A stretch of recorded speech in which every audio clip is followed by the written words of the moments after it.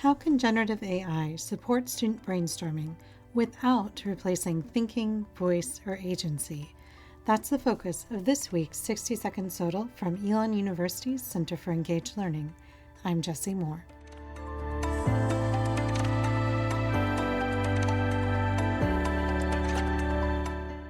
In a design-based approach to analyzing student engagement with a GenAI-enabled brainstorming app, Joanna Chia and Angela Frattarola examined student engagement with Y, spelled W-A-A-I, a GenAI-enabled brainstorming app created for a first-year interdisciplinary writing course at Nanyang Technological University in Singapore. Their open access article appears in Computers and Education Artificial Intelligence. Unlike many AI writing assistants, Y was intentionally designed not to generate text for students. Instead, it supports the early, often messy stages of writing, brainstorming, ideation, and sense-making, through a unidirectional chatbot aptly named Nudgy. Y interfaced with ChatGPT 4. Central to Y's design is the idea that writing is a form of thinking. Nudgy's prompts are tied directly to assignment stages without allowing free prompting or text generation. This controlled prompt engineering was intentional. The goal was to encourage divergent thinking rather than polished prose, model ways of ideating rather than prescribing ideas, reduce the risk of plagiarism or over-reliance on AI output, and support self-regulation, uncertainty, and iterative reflection. Y was piloted across 2 semesters with approximately 130 undergraduate students enrolled in a required writing module. To understand student engagement with the app, the researchers collected multiple forms of data: surveys completed by 31 students combining Likert scale and open-ended questions about usability, trust, and learning value, focus group discussions with 11 students from diverse disciplines, app interaction data documenting how students engaged with Nudgy's pre-engineered prompts, and student writing artifacts and instructor feedback used to triangulate students' self-reported experiences.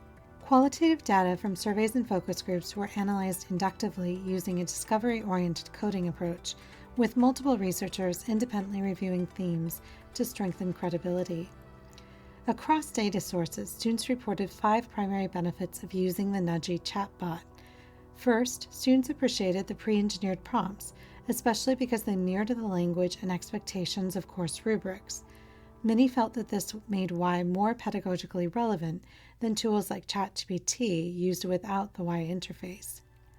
Second, students consistently valued that Nudgy suggested topics to explore rather than providing answers. This distinction mattered deeply.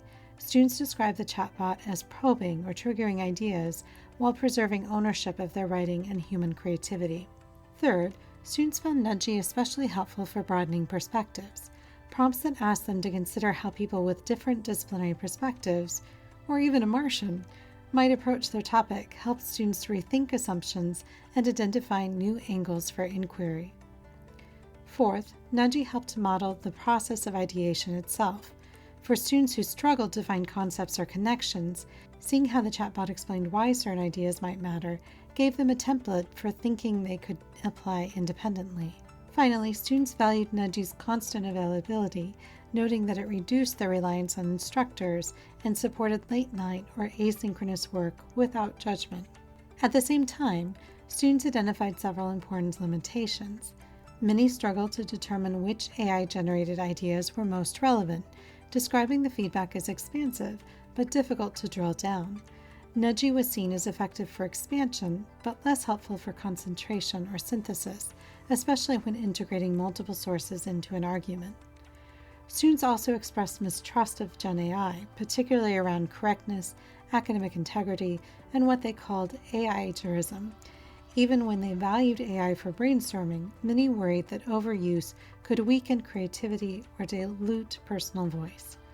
Crucially, students recognized and often accepted that GenAI cannot provide personal judgment or lived experience. These, they argued, had to remain human responsibilities. Chia and Frattarola argue that Y demonstrates a productive middle ground for GenAI in higher education. AI as a thinking companion, not a content generator. Their findings challenge narratives of AI as either a shortcut or a threat, instead positioning GenAI as pedagogically valuable when embedded in thoughtful instructional sequencing and human-AI collaboration. For Sodal scholars, this study contributes empirical evidence on how design choices shape student engagement with GenAI, a model for aligning GenAI tools with process-oriented assessment, and a reframing of personalization as guided inquiry, not automation. Ultimately, the author suggests that GenAI's greatest educational value may lie not in efficiency or accuracy, but in its ability to provoke reflection, uncertainty, and self-regulation, all essential conditions for deep learning. To learn more about this study, visit our show notes for a link to the open access article.